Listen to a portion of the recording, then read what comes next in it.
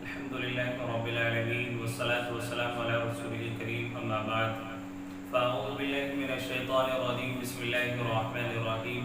ان عدت الشہور عند اللہ 12 شہرا فی کتاب اللہ یوم خلق السماوات والارض منها 4 حروف صدق اللہ مولانا العظیم۔ معزز ناظرین کرام، محرم الحرام کا مہینہ چل رہا ہے۔ یہ اسلامی سال کا سب سے پہلا مہینہ ہے۔ اللہ کے نبی علیہ السلام جب مکہ المکرمہ سے مدینہ المنورہ میں گئے، وہ آپ علیہ السلام کا ہجرت کا سال کہلاتا ہے، یعنی آپ نے اپنے آبائی وطن کو خیر آباد کیا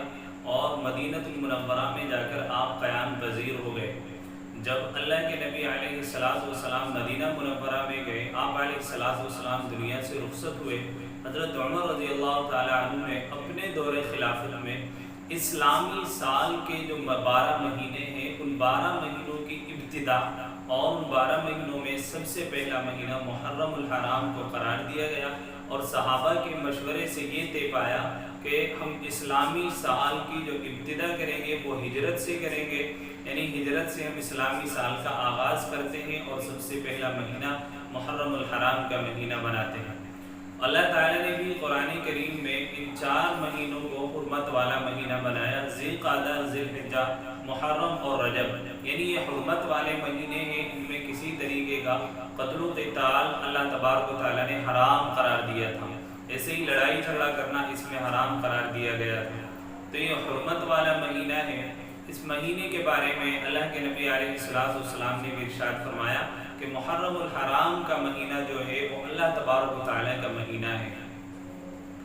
اس مہینے کے بارے میں بعض لوگ تو بہت زیادہ جو ہے رسم و رواج میں پڑ گئے، اور بعض لوگ اس کی فضیلت کی بالکل بھی قائل نہیں ہے، اس کی فضیلت کا سرے ہی سے انکار کر دیا۔ سب سے پہلے تو اس کی فضیلت قرآن سے بھی ثابت ہوتی ہے، حدیث سے بھی ثابت ہوتی ہے، اور بعض لوگ جو اس میں زیادہ غلو کرتے ہیں وہ حضرت حسین رضی اللہ تعالیٰ عنہ کی شہادت کو لے کر کے سمجھتے ہیں کہ محرم الحرام کے 10ویں تاریخ کی جو فضیلت ہے وہ صرف حضرت حسین رضی اللہ تعالیٰ عنہ کی شہادت کی وجہ سے، حالانکہ ایسا نہیں ہے۔ ہم جب تاریخ اٹھا کر دیکھتے ہیں اور ہم تاریخی پس منظر دیکھتے ہیں کہ بہت سارے تاریخی واقعات 10 محرم الحرام کے مہینے میں پائے جاتے ہیں، محرم الحرام کی 10ویں تاریخ میں پائے جاتے ہیں۔ اللہ تبارک و تعالیٰ نے سب سے پہلے جب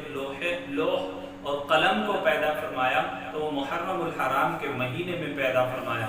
ایسے ہی اللہ تبارک و تعالیٰ نے جب حضرت آدم علیہ السلام کو پیدا فرمایا، وہ بھی 10 محرم الحرام تھی، یعنی محرم الحرام کی 10ویں تاریخ تھی۔ ایسے ہی اللہ تبارک و تعالیٰ نے حضرت نوح علیہ السلام کی جو کشتی کو جودی پہاڑ پر ٹھہرایا، وہ بھی محرم الحرام کے مہینے میں اللہ تعالیٰ نے ان کی کشتی کو جو ہے جودی پہاڑ پر ٹھہروایا۔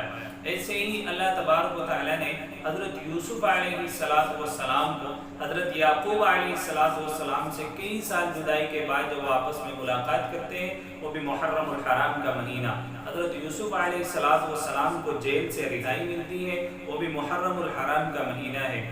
اور ایسے ہی حضرت یونس علیہ السلام مچھلی کے پیٹ میں رہتے ہیں، جب اللہ تعالیٰ اس مچھلی کے پیٹ سے ان کو نکالتے ہیں تو وہ بھی محرم الحرام ہی کا مہینہ تھا۔ ایسے ہی اللہ تبارک و تعالیٰ نے حضرت سلیمان علیہ السلام کو جو بادشاہت دی تھی وہ بھی محرم الحرام ہی کا مہینہ تھا۔ ایسے ہی اللہ تعالیٰ نے حضرت موسیٰ علیہ السلام کو فرعون سے نجات دی تھی، اور آپ سمندر کو پار کر گئے تھے اور فرعون سے آپ کو نجات ملی، وہ بھی 10 محرم الحرام ہی تھی۔ ایسے ہی اللہ تبارک و تعالیٰ نے حضرت ابراہیم علیہ السلام کے لیے آگ کو گلے گلزار کیا اور ساری دنیا کو دکھا دیا کہ اللہ تبارک و تعالیٰ اپنے خلیل کے لیے آگ کو کیسے ٹھنڈا کر دیتے ہیں، تو اس آگ کا ٹھنڈا ہونا یہ بھی محرم الحرام کے مہینے میں ہوا تھا۔ حضرت اسماعیل علیہ السلام کی پیدائش بھی محرم الحرام کے مہینے میں ہے، اور اللہ کے نبی علیہ السلام سے پہلے کفار قریش جو تھے خانہ کعبے کا غلاف بدلا کرتے تھے، وہ بھی محرم الحرام ہی کے مہینے میں بدلا کرتے تھے، اور اللہ کے نبی نے کبھی اس پر نکیر نہیں فرمائی۔ ایسے ہی اللہ تعالیٰ نے حضرت عیسیٰ علیہ السلام کو جب سولی دینے کے لیے یہودیوں نے پلاننگ اور سازش اور منصوبہ بنایا تو اللہ تعالیٰ نے ان کے منصوبے کو ناکام کیا اور حضرت عیسیٰ علیہ السلام کو زندہ آسمان پر اٹھا لیا۔ ایسے ہی اللہ کے نبی علیہ السلام نے اپنے سب سے پہلی اور چہیتی بیوی حضرت خدیجہ الکبریٰ رضی اللہ تعالیٰ عنہا سے نکاح کیا، وہ بھی محرم الحرام کے مہینے میں۔ ایسے ہی پھر یہ جو آخری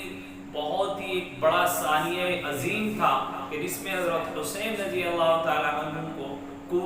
کوفیوں کی سازش کی وجہ سے اور ان کے دھوکہ دہی کی وجہ سے جو آپ کو کربلا کے میدان میں شہید کیا گیا، وہ بھی 10 محرم الحرام یعنی 10ویں محرم اور محرم الحرام کا مہینہ تھا۔ یہ سارے کے سارے تاریخی واقعات ہیں جو محرم الحرام کے مہینے میں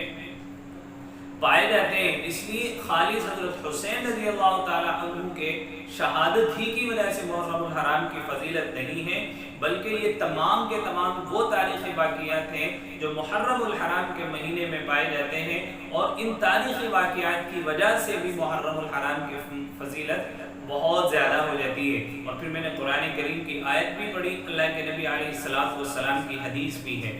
تو محرم الحرام کی جو فضیلت ہے وہ قرآن کی وجہ سے اور حدیث کی وجہ سے،